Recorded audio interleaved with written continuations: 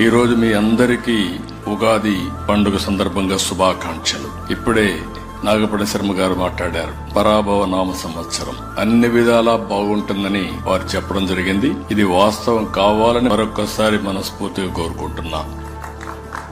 రెండు రాష్ట్రాల్లో ఉండే తెలుగు ప్రజలకి, వివిధ రాష్ట్రాల్లో ఉండే తెలుగు ప్రజలకి, ప్రపంచ వ్యాప్తంగా ఉండే తెలుగు వారందరికీ ఉగాది శుభాకాంక్షలు. ఉగాది అనేది తెలుగు వారి తొలి పండుగ. ఇప్పటి నుంచి పండుగలన్నీ ప్రారంభమవుతాయి. తెలుగు వారికి నూతన సంవత్సరం మొదలయ్యేది నేడే. అయితే మన ప్రత్యేకత మనం చూస్తే ఉగాది పచ్చడి మన జీవితాన్ని ప్రతిబింబిస్తుంది.